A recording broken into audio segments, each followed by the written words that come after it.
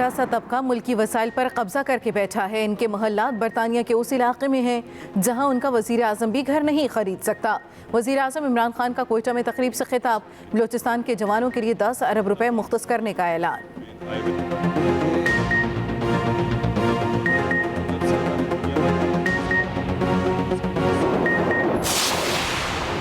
شہزاد اکبر نے بشیر میمن کو قانونی نوٹس جاری کر دیا۔ ٹویٹ میں لکھا، قانون کی حکمرانی پر پختہ یقین رکھتا ہوں۔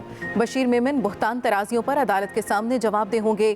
مریم نواز کو بھی جواب، بولے مریم نواز کے ابو نے بطور وزیر اعظم غنڈوں سے چیف جسٹس اور سپریم کورٹ پر حملہ کرایا۔ محترمہ، جتنا احترام آپ اور آپ کے خاندان نے کیا پوری قوم جانتی ہے۔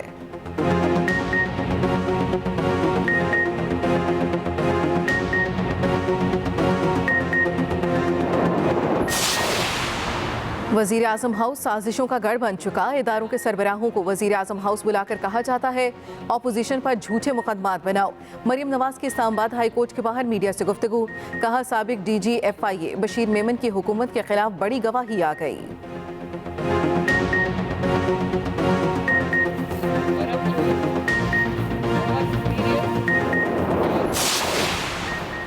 سابق ڈی جی ایف آئی اے کے انکشافات پر عدالتی کمیشن بنایا جائے، شہباز شریف کا مطالبہ۔ کہتے ہیں بشیر میمن کے انکشافات سے میرے موقف کو تقویت ملی ہے۔ نیب نیازی گٹھ جوڑ اب بے نقاب ہو چکا۔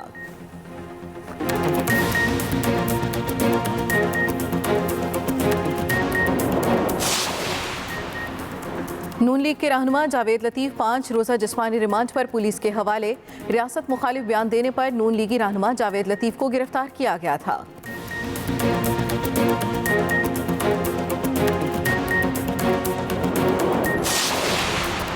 کورونا کا اب تک کا سب سے بڑا وار، ملک بھر میں 24 گھنٹوں میں ریکارڈ 201 افراد جاں بحق، 5292 نئے کیس بھی سامنے آ گئے۔ راولپنڈی سمیت پنجاب کے 36 اضلاع میں ڈرائیونگ لائسنس اجرا 2 ماہ کے لیے بند۔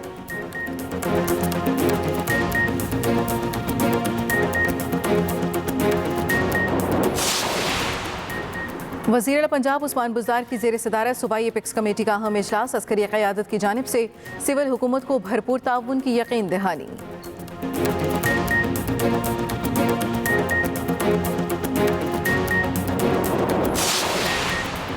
اور ملک بھر میں کورونا کو شکست دینے کے لیے ویکسینیشن جاری۔ وفاق کی وزیر اسد عمر نے اپنی ٹویٹ میں کہا، اب تک 21 لاکھ افراد کی ویکسینیشن مکمل کر لی گئی۔ معاون خصوصی ڈاکٹر فیصل سلطان کی 40 سال سے زائد عمر کے افراد سے رجسٹریشن کرانے کی اپیل۔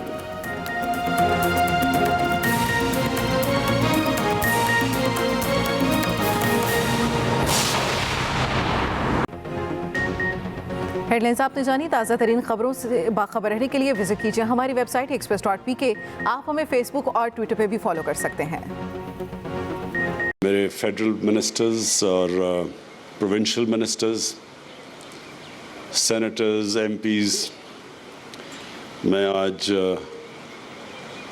بڑی خوشی سے کہنا چاہتا ہوں کہ ہم نے انیشیٹ کیے پروجیکٹس بلوچستان میں، اور میں مراد سعید کی جو اس نے کہا کہ 15 سالوں میں 1100 کلومیٹرز کے منصوبے سڑکوں کے بنے تھے، اور انہوں نے پھر کہا کہ ہمارے 2.5 سالوں میں 3,300 کلومیٹر کے سڑکوں کے منصوبے بھی بن گئے اور کام بھی شروع ہو گیا۔ میں جام صاحب آپ نے بات کی وہ جو خونی سڑک ہے، آپ نے کہا چمن سے کوئٹہ اور کوئٹہ سے کراچی، میں اس سڑک کے اوپر ڈرائیو کیا ہوا ہے، میں ڈرائیو کر کے گیا ہوا ہوں یہاں سے کراچی، تو مجھے بڑی اچھی طرح اندازہ ہے وہ سڑک کتنی خطرناک ہے۔ وہ خطرناک اس لیے ہے کہ وہ ایک مین ہائی وے ہے اور اس کے اوپر سپیڈ سے لوگ چلاتے ہیں، اور کئی اس میں سٹریچز ہیں جدھر کوئی ٹریفک نہیں ہوتا، تو کیونکہ ٹریفک نہیں ہوتا بڑی تیزی سے لوگ جا رہے ہوتے ہیں، تو اور وہ کیونکہ سڑک چھوٹی ہے تو اس کے اندر واقعی میں بہت خطرناک ہے۔ اور یہ بھی مراد سعید نے اس کے اوپر جو پبلک پرائیویٹ پارٹنرشپ کی بات کی، یہ بھی بڑی ٹرانسفارمیشنل ہوگی۔ میں جی سب سے پہلے تو جو اپنا فلسفہ آپ کے سامنے رکھنا چاہتا ہوں کہ ہر جو بھی پرائم منسٹر بنتا ہے, جو گورنمنٹ آتی ہے, وہ کسی نظریے کے اوپر آتی ہے, کوئی سوچ کے اوپر آتی ہے. تو میری جو سوچ وہ یہ کہ سب کامیابی, عزت اللہ کی طرف سے آتی ہے. اللہ اس کو عزت اور کامیابی دیتا ہے جو اللہ کی مخلوق کے لیے کچھ کرتا ہے. یہ جب سے اللہ نے دنیا بنائی ہے, یہ اس کے یہ اصول ہیں. یہ ضروری نہیں کہ وہ مسلمان ہی ہو. گنگا رام, ہم بڑے ہو رہے تھے تو گنگا رام ایک ہاسپٹل تھا, ساری دنیا اس کی تعریف کرتی تھی گنگا رام کی, کہ اس نے ایک لاہور میں اتنا ہاسپٹل بنایا, اپنے پیسے سے بنایا, گورنمنٹ کا ہاسپٹل نہیں تھا. تو جب تک رہے گی لاہور میں گنگا رام کا نام یاد رہے گا, مسلمان نہیں تھا وہ. تو جو دنیا کے اندر بھی, دنیا کی تاریخ آپ اٹھا کے دیکھ لیں, دنیا کبھی پیسے والے لوگوں کو, بڑے بڑے بادشاہوں کو یاد نہیں کرتی. دنیا ان لوگوں کو یاد کرتی ہے جو انسانیت کے لیے کچھ کر کے جاتے ہیں. لہٰذا آج بھی آپ جو بڑے بڑے ہمارے صوفی حضرات جنہوں نے اصل میں اسلام لے کے آئے تھے بر صغیر میں, آج بھی آپ چلے جائیں ان کے مزاروں کے اوپر, آج بھی لوگ جا کے فاتحہ پڑھتے ہیں, دعائیں دیتے ہیں, پیار کرتے ہیں ان سے, کئی 100 سال کے بعد بھی. کیونکہ وہ جتنے بھی صوفی حضرات تھے بڑے انسان تھے, اپنی ذات کے لیے نہیں تھے, وہ انسانوں کے لیے, انسانیت کے لیے, دکھی انسانیت کے لیے وہ ان کے پاس لوگ جاتے تھے, ان کے مسئلے حل کرتے تھے. تو میں ہماری جب گورنمنٹ 2013 میں پختونخوا میں آئی, پختونخوا کا سب سے برا حال تھا. جو ساری وار آن ٹیرر کا نقصان ہوا تھا وہ قبائلی علاقے میں اور پختونخوا میں نقصان ہوا تھا. سب سے زیادہ کیجولٹیز, دہشت گردی وہاں تھی. اور وہاں لا اینڈ آرڈر کا یہ صورتحال تھی کہ تقریباً 500 پولیس والے شہید ہو چکے تھے, اور پولیس ڈیمورلائز تھی بالکل. اور کیونکہ وہ ایک ہی بزنس چل رہی تھی, باقی بزنسز بند ہو گئی تھیں, اور وہ بزنس یہ تھی کہ لوگوں کو وہ پکڑتے تھے, اغوا کرتے تھے, اور پھر پیسے دے کے لوگوں کو چھوڑتے تھے. تو پیسے والے لوگ پشاور سے اسلام آباد آ گئے تھے. تو مجھے یاد ہے 3 سال مجھے سننا پڑا, 3-4 سال تقریباً, جو باہر سے ہمارے مخالف سیاستدان وہاں جاتے تھے, کہتے کدھر ہے نیا پاکستان, کدھر ہے نیا پختونخوا. ہر جگہ جو اس وقت کا پرائم منسٹر تھا وہ جا کے تقریریں کرتا تھا کہ بڑے وعدے کیے تھے, نیا پاکستان اور نیا پختونخوا, کدھر ہے وہ.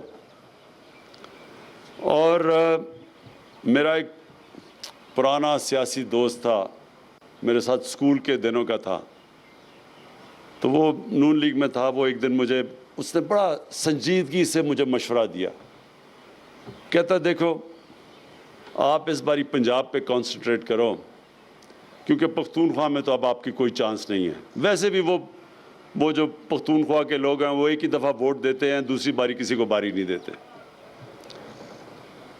لیکن جب رزلٹ آیا 2018 کا الیکشن کا, تو 2/3 اکثریت ملی ہمیں پختونخوا کے اندر. میں آپ کو بتانا چاہتا ہوں کیوں ملی ہمیں. اس کی سب سے بڑی وجہ UNDP کی رپورٹ کے اندر آئی. اس UNDP کی رپورٹ میں یہ آئے کہ جس صوبے میں سب سے تیزی سے غربت کم ہوئی تھی وہ پختونخوا میں تھی. دوسری چیز کہ جس صوبے میں امیر اور غریب میں فاصلے کم ہوئے تھے وہ پختونخوا میں ہوئے. اور تیسری چیز انہوں نے کہی کہ جو ہیومن ڈیولپمنٹ, جو انسانوں کے اوپر سب سے زیادہ سرمایہ کاری کی گئی وہ پختونخوا میں ہوئی. تو وہ رپورٹ تو بعد میں آئی, رزلٹ پہلے آ گیا 2018 کا الیکشن. یہ میں آپ کو اس لیے بتا رہا ہوں کہ میرا جو نظریہ وہ یہ ہے کہ جو پاکستان کے اندر ابھی تک ڈیولپمنٹ ہوتی رہی ہے, یہ اس کی وجہ سے پاکستان پیچھے چلا گیا. یہی 50 سال پہلے پاکستان, 50-55 سال پہلے پاکستان کا دنیا میں اسٹیچر کیا تھا؟ جب ہمارے سربراہ باہر جاتے تھے تو ان کو ریسیپشن دیکھتے باہر کیسے ملتی تھی. یہی پاکستان یو اے ای کے جب ہیڈ آتے تھے پاکستان میں تو اسلام آباد میں ڈپٹی کمشنر ان کو ریسیو کرتا تھا. یہی پاکستان کے ادارے ہماری ڈگریز ساری دنیا میں ایکسیپٹڈ تھی.